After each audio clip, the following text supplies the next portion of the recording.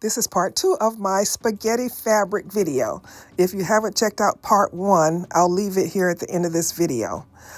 All right, I'm removing my fabric from my paper, and I'm going to cut it into some shapes and see what we come up with.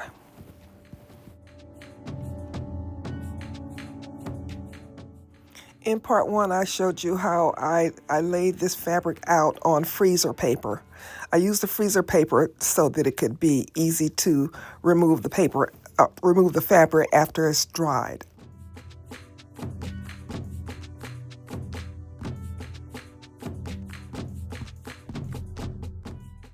When I cut my shapes, I want to have a frame around the shape to give it more stability.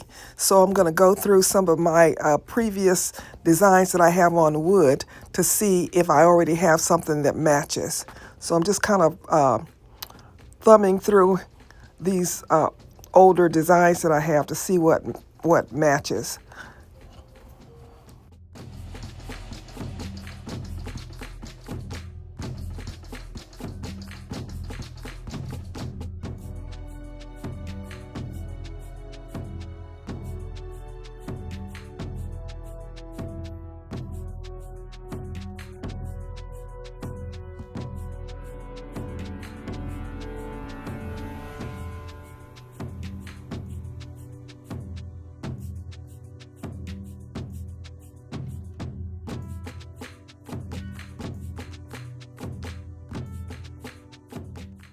So I pulled out a couple of them to put them up against my fabric to see if they would work.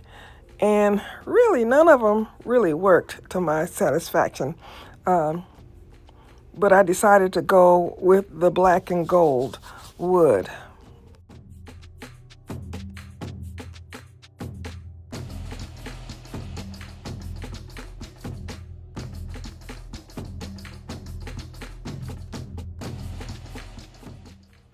I'm trying to remove some of the glue so that you could see through, because my idea was to have this, have little holes and divisions in it that you could see through.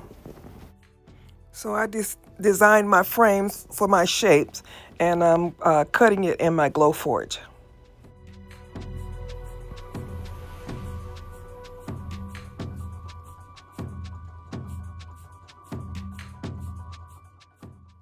Now I need to cut my shape. I'm trying to decide where I'm going to cut it. And I originally was going to cut it with scissors, but then I decided to try to cut it in my Glowforge.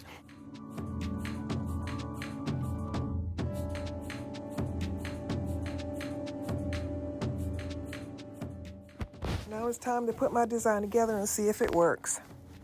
I sandwiched my fabric between two pieces of wood because I wanted it to be very stable.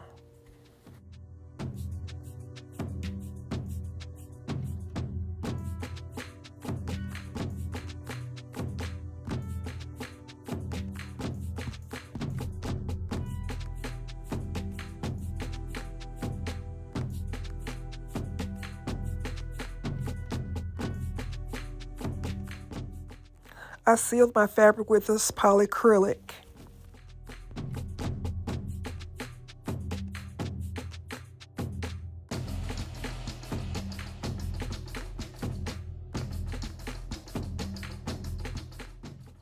I assemble my pieces using tacky glue.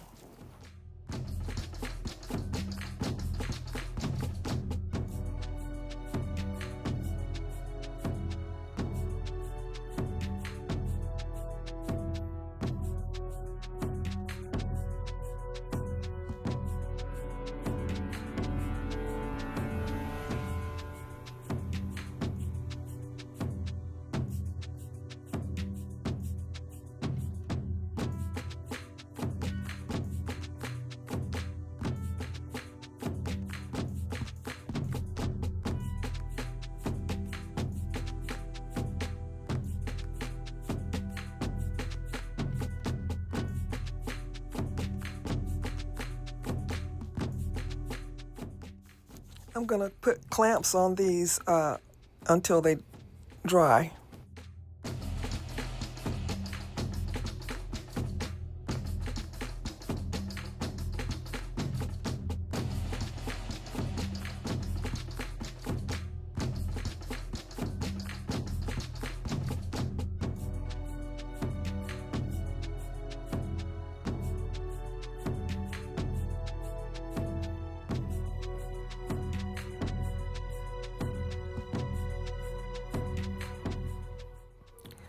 These these turned out just okay.